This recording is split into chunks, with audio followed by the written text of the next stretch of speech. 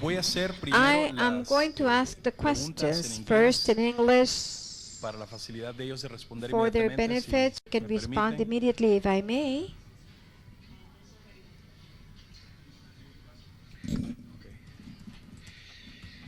Okay, well, that was a fascinating Esto fue session, I would una say. sesión fascinante, Just diría as a yo. very brief Y comment, esto I es un think that comentario it's muy breve. fantastic Me parece the parallels that fantástico los exist between paralelos que Egypt existen and the entre Maya region. I think you probably all Egipto agree. y la región However, maya. the Creo que todos differences, of estarán de course, acuerdo. are based on space and Sin time embargo, las and some diferencias of the nuances of dependen each del culture, espacio y tiempo y both las brilliant in their características own de way. cada But I do una have de a las question, culturas for each brillantes, one of you ambas before I en su go into propia the forma, pero tengo un par de questions from the preguntas audience, antes and that's de escuchar kind las of taken preguntas from del yesterday, público. where I Tomado de was really ayer, compelled cuando to think me about sentí water compelido a issues pensar en and los waste temas del management, agua y and de la gestión de Hierakonpolis la is obviously a desechos. huge Evidentemente area es un where tema muy highly importante. dense area for a very long time. Is there any Egipto, Alto evidence Egipto fue of un área waterworks or muy management densamente systems for that particular poblada. region? Hubo Or en you esta have found the región excavations? hallazgos sobre el manejo del agua. No tenemos evidencia del agua, el manejo del agua en la época predinástica, evidentemente. Esto ocurre más adelante donde tenemos amplia evidencia, pero sí tenemos evidencia, siendo todas las cosas iguales en Egipto. Ellos, cuando se trata de la gestión de los desechos y la construcción de las ciudades, ellos se movían hacia los lados, y tenemos amplia evidencia de la limpieza que ellos hacían de los antiguos asentamientos hasta la tierra virgen y empezaban de nuevo. Así que el río, lo que no tomamos en cuenta cuando hacemos los estudios del río es que el río se estaba moviendo activamente todo el tiempo, su lecho no era fijo, así que tenía este movimiento, y debido a todas estas cosas no podemos ver como podemos verlo en Mesopotamia, donde las cosas ya están cubiertas por metros de asolvamiento y como resultado de las inundaciones que cubrían hasta 20 centímetros cada vez. Entonces, aun cuando tenemos tanta información de los egipcios, hay también mucha información que nos falta.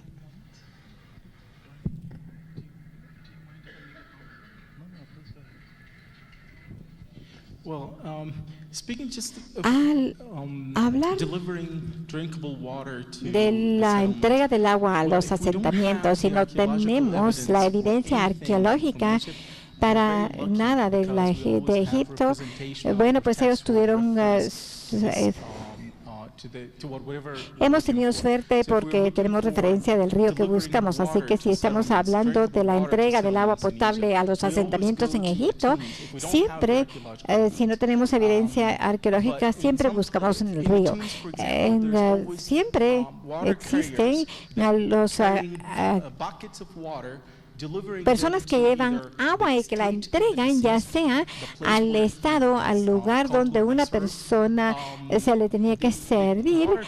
Los transportistas del agua eran muy importantes en estas comunidades, y de hecho una de las ciudades que fue una de las ciudades de la planificación del estado, ellos estaban en un nuevo reino, y cuando ellos estaban en huelga, la primera comunidad que entró en huelga en la historia, una de las exigencias que la comunidad hizo al gobierno era que se incrementara el número de personas que cargaran agua de 8 a 24 personas que tenían que traer agua todos los días a la ciudad. Así que no parece como que tenemos un sistema de canalización que lleve toda esta agua de los ríos a los asentamientos, porque igual que dijo Beney, el río continuamente estaba cambiando. Eran movimientos muy violentos, y podemos tener evidencia del sistema de drenaje, pero la información viene de los templos y acerca del uso de las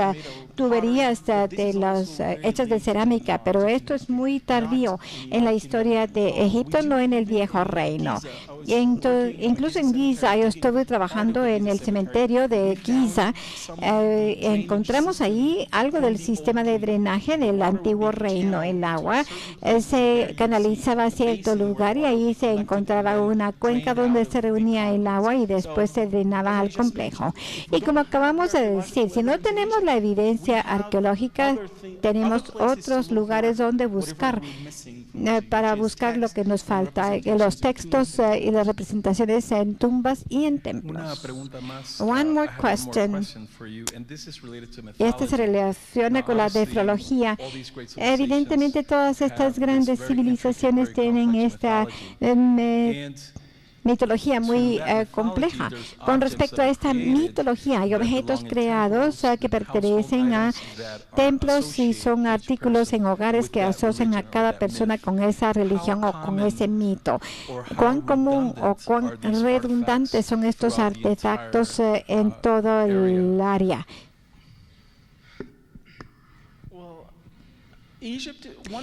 Una de las cosas que si uno quiere definir la civilización del antiguo Egipto, que uno debe entender es la continuidad, la estabilidad de ideas y la continuidad de las ideas. Una vez que uno entiende un concepto que corresponde ya sea a el mundo divino, a la esfera divina o a la esfera real, de la realeza, este concepto sobrevive miles de años. Entonces, por ejemplo, si nosotros, si el sistema mitológico de los dioses es algo de lo que no hemos hablado, pero siempre vemos a estos dioses de Egipto que están presentes. Horus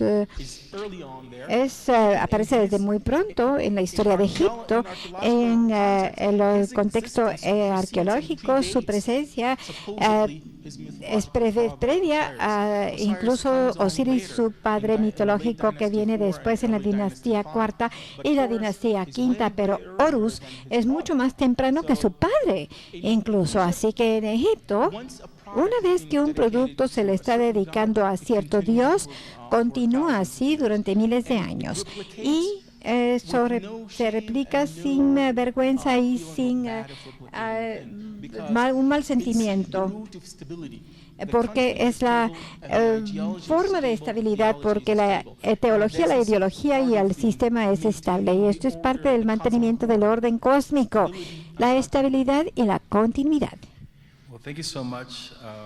Muchas gracias, Dr. Hussein. He recibido una pregunta que de hecho se relaciona, o más bien es una comparación entre los mayas y Egipto, pero creo que primero le deberíamos dar a los mayistas la oportunidad de presentar antes de hablar de eso, quizás en una conversación final.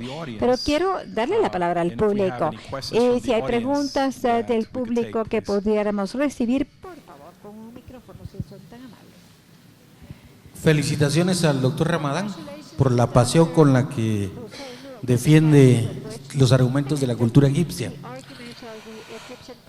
Mi pregunta es, en los últimos años ha existido en el estudio y análisis de las civilizaciones antiguas alguna clase de creencia que los saltos extraordinarios de tecnología no fueron necesariamente parte de un proceso cultural, sino más bien de alguna clase de inteligencia extraterrestre que permitió ese salto cuantitativo y cualitativo en todo el proceso de la tecnología, y como en el caso de Egipto se manifiesta por lo extraordinario de sus templos, la geometría, la matemática y cosas de ese tipo. No sé si de pronto esto es sensacionalismo, pero me llama la atención el tener alguna respuesta de parte de ustedes. Sí, yo creo que me gustaría responderle primero, si me permite, sobre ese tema, que yo soy profesor también y es una pregunta que pues somos curiosos, ¿no? Y la verdad es que para darle una solución o una explicación a la creatividad humana a través de un ser que ni conocemos, le quita toda la creatividad y todo el intelecto que la humanidad puede tener. Entonces, nosotros estudiamos a culturas antiguas en base a sus hechos, sus experiencias, su producción, ¿no? Dándole, obviamente, el espacio a la arqueología, a la antropología, para explicar aquellos eventos del pasado, pero no necesariamente explicar a través de algo o un concepto que no conocemos y no sabemos. No estoy diciendo que no existe o no existe, simplemente que la arqueología se basa en la interpretación de objetos y eventos que pasaron en el pasado a través de lo humano. Entonces solamente nos podemos basar en ellos. Tal vez mis colegas tienen una interpretación diferente.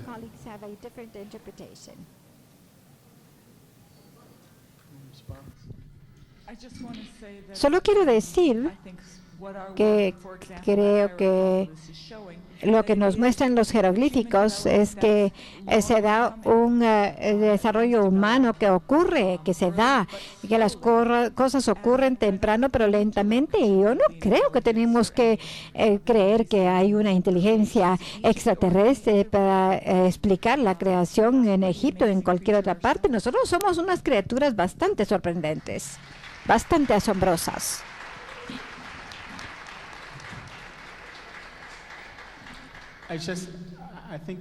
Creo que no pude haber dado una mejor respuesta a los dos grandes estudiosos que acaban de hablar, que recalcan que los arqueólogos no solo vemos solamente un objeto, sino que el proceso por medio del cual se produjo el objeto, los procesos sociales también, y la tecnología es parte de este proceso también. Y cuando nosotros hablamos de Egipto y su evolución a un estado, eso tomó por lo menos 900 años para poderse convertir en un estado centralizado. Incluso si vamos a hablar de los extraterrestres, etcétera, hay un proceso para poder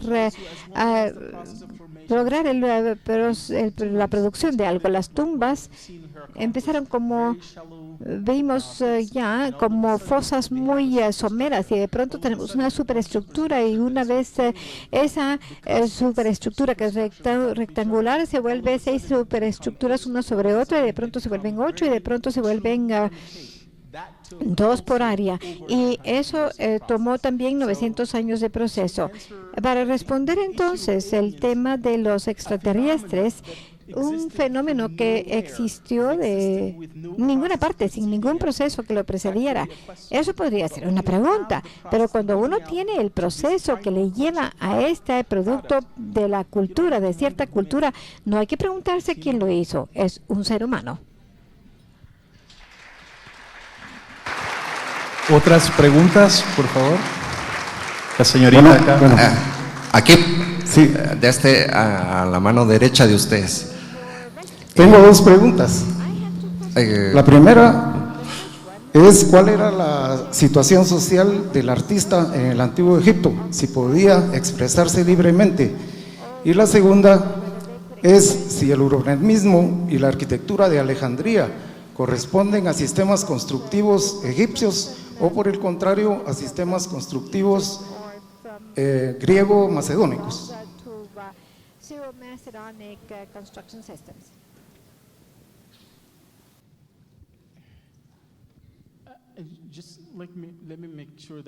Quiero estar seguro de haber entendido su pregunta. Usted está hablando de la condición social de los artistas y de los arquitectos también. ¿Es así? A la persona que hizo la pregunta, por favor, que le aclare. Bueno, sí, ok. Los artistas eran la columna vertebral de todos los edificios construidos en Egipto, porque la mayoría de los edificios están decorados ya sea con textos o con imágenes, incluso con muchos colores muy vívidos. El trabajo comunitario del que acabo de hablar, eso era una comunidad construida por el Estado, patrocinado por el Estado, financiado todo, para dar cabida al artista que estaba trabajando en las tumbas de los reyes y el arende o el personal de los reyes y los constructores que construían en las pirámides y la gran pirámide de Giza. Ellos tenían un talento que era reconocido por el Estado y un salario, ganaban un salario que era pagado por el Estado. ¿Dónde se encuentran los artistas en la escala social? Se encuentran más o menos donde se describe el arte. La estratificación social de Egipto empieza con el rey, la familia real, luego la alta élite, que son los oficiales de alto rango, y luego viene el ejército de arquitectos, artistas, escribas, y de luego vienen los soldados. En Egipto, esta jerarquía social la vería uno moviéndose, es decir, alguien de la escala más baja social podría llegar hasta arriba, y eso ocurre con frecuencia con los soldados, artistas y escribas. Si los artistas podían firmar su trabajo, puede ser otra pregunta. No, solo en unos cuantos ejemplos en Egipto vemos que los nombres de los artistas se mencionan junto con el del propietario de las tumbas, y solo hay 2 o 3 ejemplos en la parte media de Egipto que se llama Hawish, donde se menciona el nombre del artista junto al nombre del propietario de la tumba. Ok. Yo quería hacer una pregunta.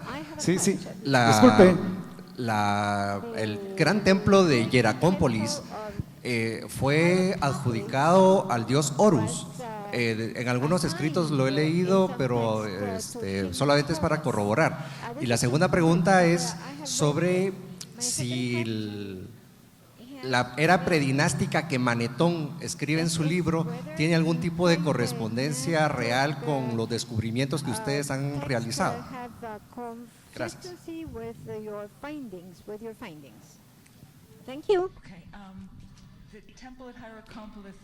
El templo de Hieracópolis era de los reyes, y todos los reyes eran reyes de Horus, y yo creo que esa es la confusión, porque todos los reyes venían de Horus, pero no hay un rey que se llame Rey Horus. Así que creo que de ahí es de donde viene esa confusión. La otra pregunta se refiere a la forma en que los textos podrían o no podrían corresponder con lo que hallamos. Hemos encontrado muy buena correspondencia entre los textos y los hallazgos. Los egipcios, creo yo, que nos querían decir lo que estaban haciendo. Yo creo que decimos que ellos querían dejar un mensaje. Y yo creo que ellos no mentían, y creo que es cuestión de interpretación, por supuesto. Porque los egipcios no nos dicen siempre todo lo que nosotros queremos hacer de una forma en que nosotros lo podamos entender, porque ellos lo conocían todo también, así que ellos no sabían que nos tenían que dar a nosotros más detalles. Así que es cuestión de cazar la arqueología para poder entender a los textos y utilizar los textos para entender la arqueología. Así que es un tomar y recibir, y dar, un tomar y dar. No solo fue en el caso de los egipcios, en todas las les pido disculpas, pero tenemos que irnos a receso. ¿Pueden llegar a los expertos y hacerles preguntas directamente? Vamos a retomar algunos de estas discusiones en la parte final mañana, cuando sí vamos a comparar culturas y vamos a sacar buena evidencia de todas estas magníficas civilizaciones. Muchas gracias.